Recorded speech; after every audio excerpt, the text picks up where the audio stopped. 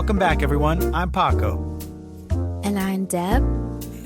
And this is the Real Twin Flame Talk, where we get real about love and connection.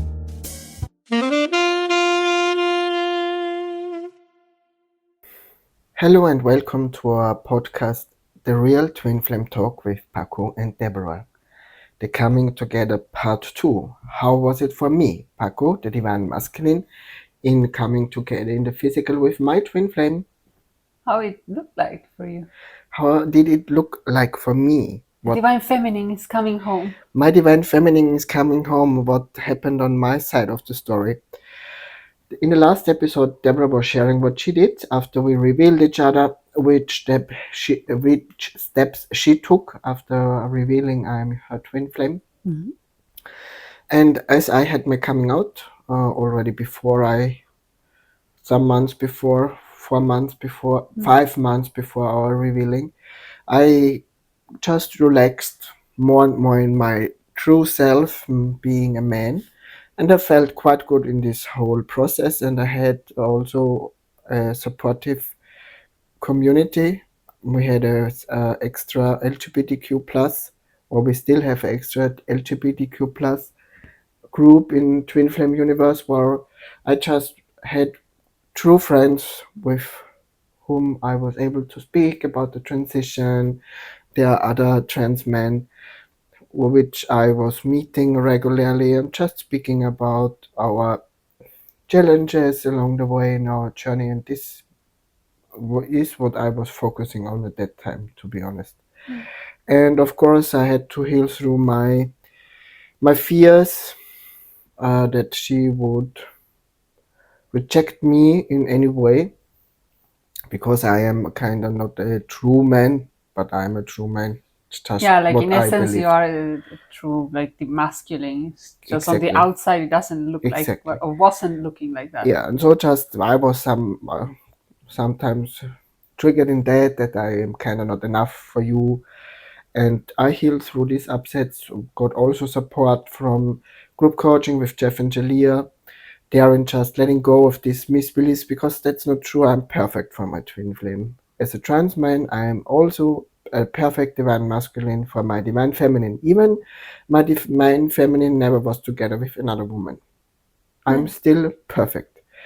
This was one of my biggest challenges, and with support and me being very patient and compassionate with myself, I was able to heal through this one quite quickly.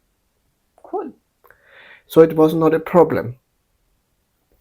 One thing I remember very good was where I had to move through a lot of fear that kind of the world is against us and don't want our twin flame union to be in the physical was I had an apartment kind of for 2 person the most. Not I had a bedroom, a living room, a kitchen, but there was not a room for a child. But I also kind of felt not in the situation to get now from one day to the other a new apartment. So I asked the landlord if my girlfriend can come live with me, and she's also bringing a child, and we will find a place. The child is living in the middle. Yeah, and the first answer from the makler was yes. But then out of nowhere, the landlady said I should come to her because she was living not far away, and said how I can do that and blah blah blah, and she was kind of not allowing that because she was not informed from the makler. And the makler is the person who is helping you find, like, accommodate with a new renting place. Yeah. Kind of like a realtor, but for renting rather than buying. Yeah, okay, exactly. So this was a big problem because they were not able to stay with me and live with me. Because we could have found another solution that I just find another apartment, but I remember that chat with you were freaking out. I really had a fear. I was in fear after this conversation, because this person was really not nice about how she spoke to me. Really disrespectful, but I said, like what I learned my whole journey, how I was able to reveal my true self, how I was able to reveal my true twin flame. I sat down, I grabbed my pen and pencil. On paper? paper. Pen and Yeah. paper. And I started to begin the most uncomfortable thing to mirror. My blah blah blah, my landlady is disrespecting me, or blah blah blah, whatever it was. I sat there, and this is how I'm doing it when I'm faced with a big challenge, where I feel extreme fear or really deep feelings. I sit down and I do the mirror exercise as long as I feel better. And then I feel into my heart what is my next step. And in this case, it was something deep, and like Déborah shared in our previous episode, kind of when you really come together with your twin flame in the physical, they are kind of the last layers to the twin flame union. There's a few challenges that may arise so that you can move through them. And this was my part. I had to do my part here, that we can really come together. So I was sitting for a whole day. I, of course, ate something in between when it was lunchtime, and just kept going, healing through it, feeling my feelings, watching a Twin Flame Ascension School class, doing the mirror exercise again, feeling my feelings. And then, kind of in the afternoon, late afternoon, the bell rang. Okay, I opened up, the landlady was there. I didn't knew that.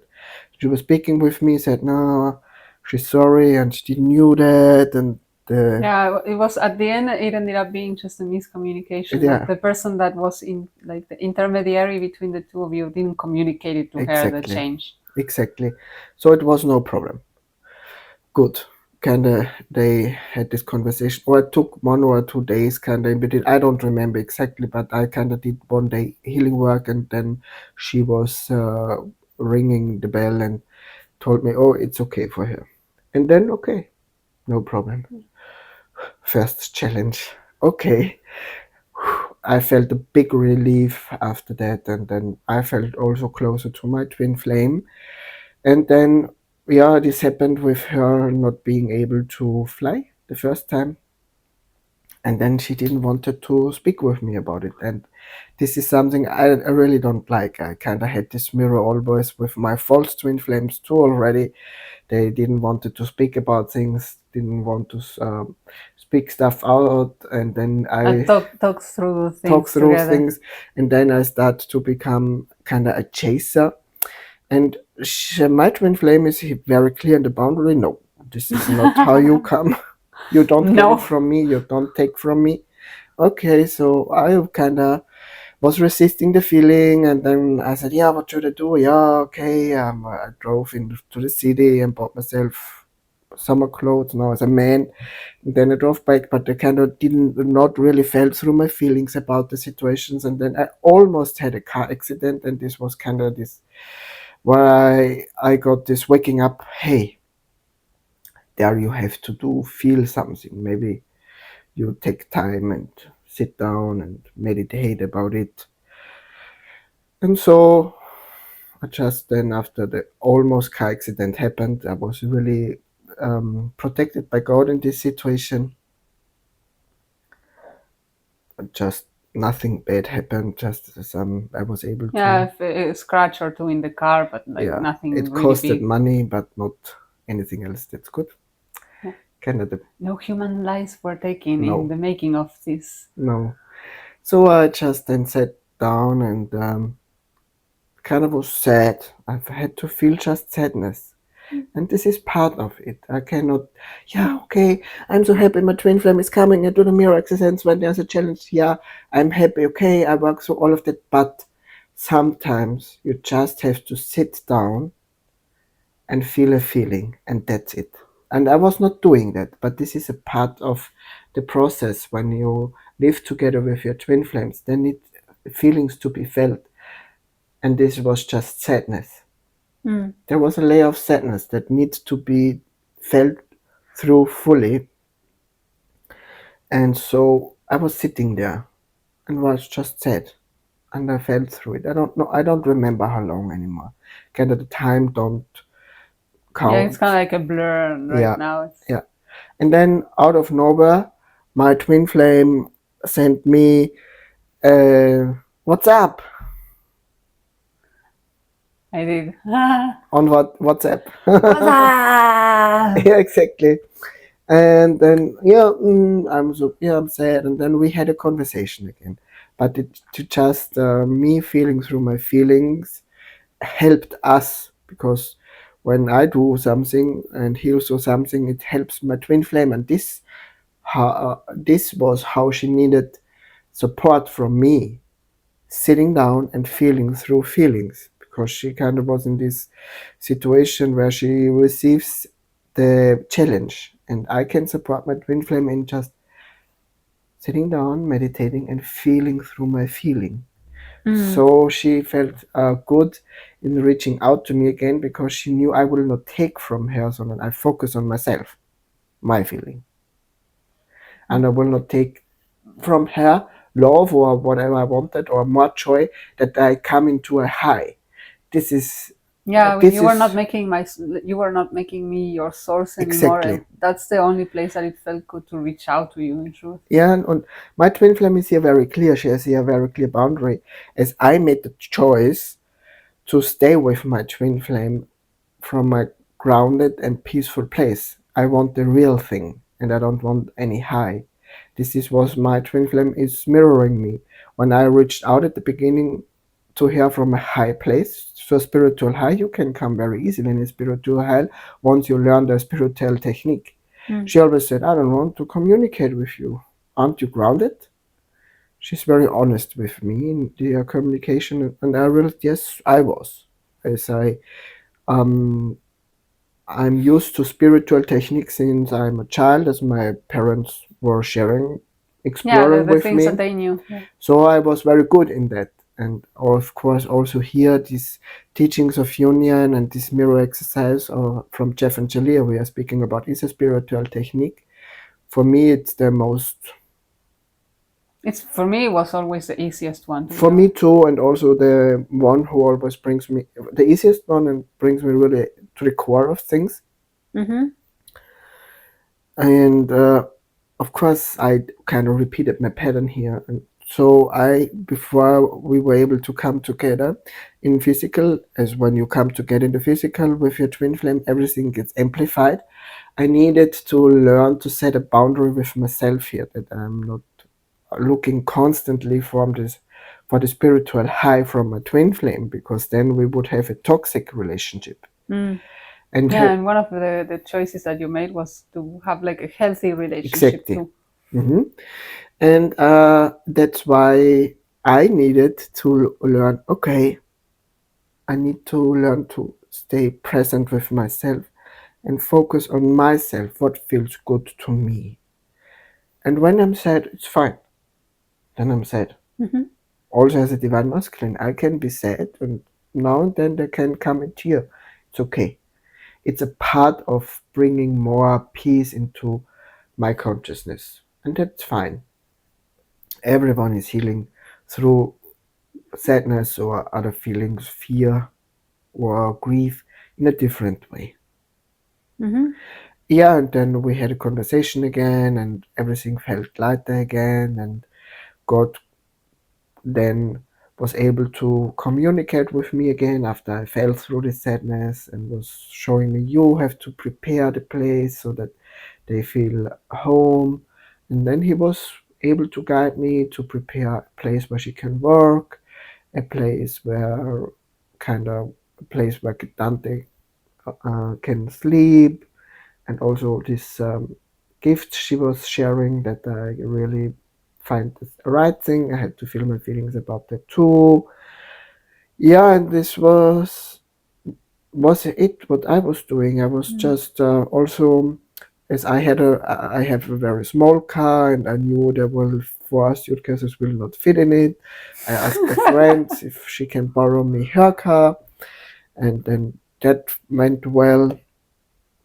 And then I just prepared. I never drove alone to the airport in Vienna. I just checked out the road, that kind of everything goes smooth, and that no drama, and felt my feelings about it, that we kind of can You really were really settle. paving the way for us to feel like welcome and at home. Yeah, That was exactly. kind of like your side of it. I was kind of like peeling away the stuff to get on the plane and come. Yes. And you were kind of like holding the ground in just like having that foundation to receive us once we came.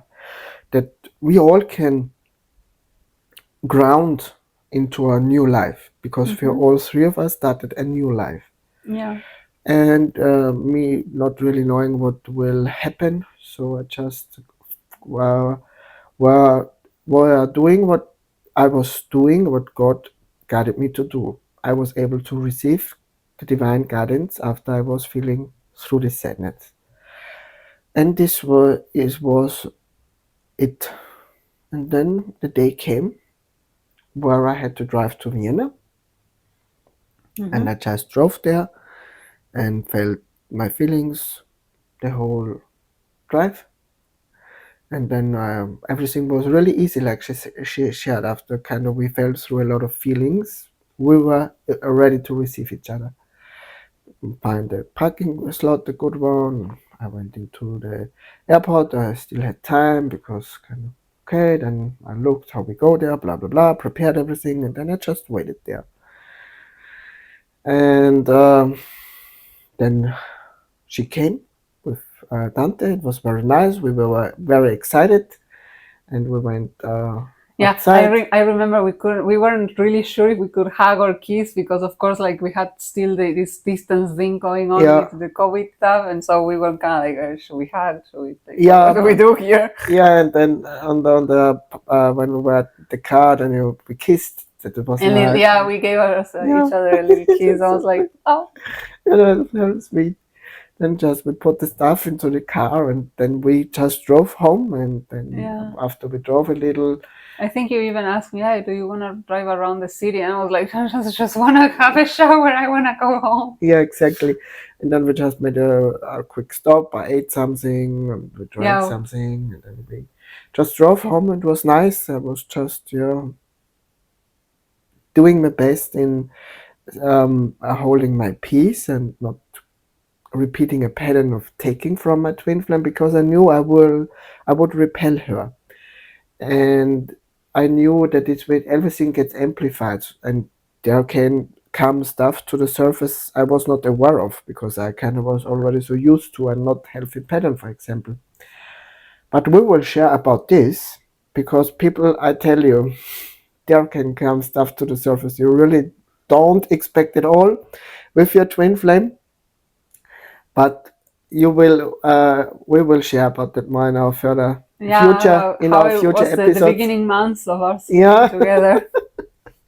That was kind of funny, or not so funny thing sometimes, but we will share with you that you can prepare yourself for your twin flame union. Then you can have like a little bit of a taste of the experience of what it is like to come together with your twin flame. And of course, not always it's going to be like butterflies and unicorns, but it's something that can still be managed through. Exactly.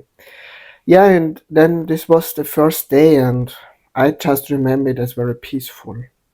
Just now they are here, and I was just I just felt a lot of trust as we managed to come together over an ocean, and during the pandemic, I just felt this trust. No matter what challenge will come, we will manage it together, because we have support, because we receive support, and because we have a whole community which is supporting us, and we will have people who truly understands us, and where we don't need to hide or play that everything is good. Now we can be here honest, and we have our teachers, our gurus, Jeff and Shalia, who will always help us to heal through the next challenge. Yeah, that's true. I remember when I was very honest about how I felt with the first like challenge, like hopping on a plane and not being able to, like I was sharing in the prior episode. I was sharing this in a very particular Facebook group that the ones who are volunteering for Twin Flame Universe and the Church of Union, we can have like a little more closer or intimate relationship with other members who are also volunteering, and of course with Chef and Shelia, who are our guides in this whole adventure of coming, like being twin flames and having a life together. And I remember sharing a little bit like how I was feeling, like I was doing something wrong or being punished, that I manifested not being able to take the first flight. And Shalia was saying, you're just moving through the process, you didn't do anything wrong. And that was very helpful too. Like that was a piece Exactly. that really helped us move forward in this whole experience. Exactly. And so I trusted everything. Yeah. And this one day where we then kind of in our home and my divine feminine came home, I just felt peace. Yeah, it was like a huge relief for me too. Mhm. I was like, oh, Very. I'm finally home, and I relaxed so much. And since that day, our life became every day better. And the love for each other just grow every day. Hmm. And we are closer than ever on this day where we recorded this episode for you. Yeah. Oh, don't miss out how the story continued to unfold. So we have a lot of juicy anecdotes to share Yeah. about how it's for us to build, like the first few months of us being together. Yeah. Oh, that was very fun. Oh, yeah. That was good. Yeah. So thank you for listening, and we hear us soon. And that's our time for today. Remember to keep that flame alive. Join us next time on The Real Twin Flame Talk.